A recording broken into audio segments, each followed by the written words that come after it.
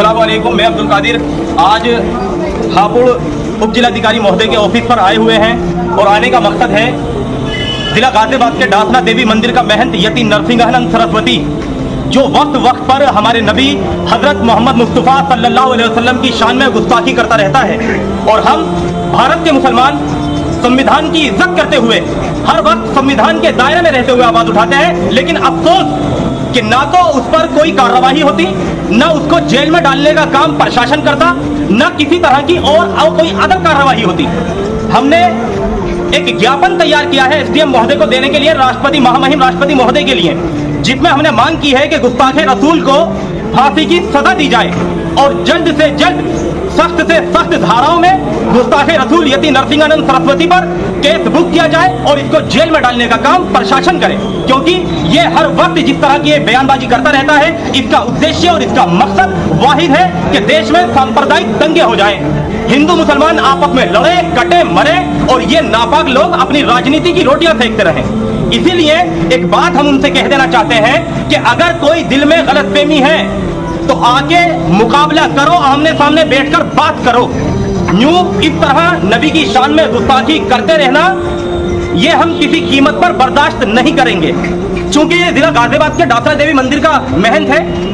तो इसीलिए मैं बड़ी रिक्वेस्ट के साथ, हम्बल रिक्वेस्ट गाजियाबाद के एसपी महोदय से हाथ जोड़ के एक रिक्वेस्ट कर रहा हूं कि सर इस पर केस बुक करिए सख्त से सख्त धाराओं में और इसको जेल में डालिए। और चूंकि ये वीडियो हापुड़ में देखी गई है और हापुड़ के मुस्लिम समाज की धार्मिक भावनाएं आहत हुई हैं, इस वजह से हम हापुड़ के एसपी साहब से भी हाथ जोड़कर रिक्वेस्ट कर रहा हूं कि सर इस पर केस बुक करिए, इसको उठवाइए डासना देवी मंदिर से और उसको जेल भेजने का काम करिए। क्योंकि अगर बात मुसलमान की आएगी, मॉब लिंचिंग में मारा जाएगा, हम बर्दाश्त कर सकते हैं, नौजवानों को पकड़ के मारा जाएगा, हम बर्दाश्त कर सकते हैं, हम लोगों को मेंटली हैरेसमेंट करने के लिए कहा जाएगा कि इनकी बेटियां उठा कर लाओ, हम बर्दाश्त कर सकते हैं। लेकिन अगर बात नामूस से रिसालत पर आई तो रब्बे काबा की कसम, अब मेरी माँ, मेरा बापा, मेरा बेटा, मेरी औलाद, मैं, मेरा कारोबार, मेरा घर, सब कुछ कुर्बान, लेकिन नामूस से रिसालत पर खामोश बैठने वाले हम नहीं हैं। अगर बात रसूलुल्लाह सल्लल्लाहु अलैहि वसल्लम की आई तो हम हंसते हंसते अपनी गर्दनें दे देंगे और हम फतर पर रकाब से भी पीछे नहीं हैं। इसीलिए एक बात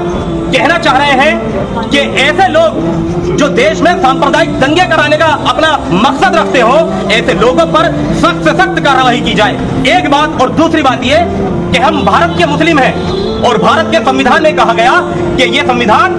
जाति, धर्म, रंग और भाषा के आधार पर किसी के साथ कोई भेदभाव नहीं करेगा। इस संविधान में कहा गया कि हर भारतवासी को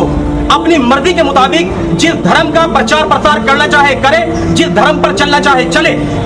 जब संविधान ने ये कह दिया तो तुम होते कौन हो हमें रोकने वाले? अब या तो ये कहो कि तुम संविधान के दुश्मन हो, तुम संविधान को नहीं मानते, और अगर मानते हो तो फिर इस तरह की जो हमारे सामने हालात आते हैं, फिर ये बात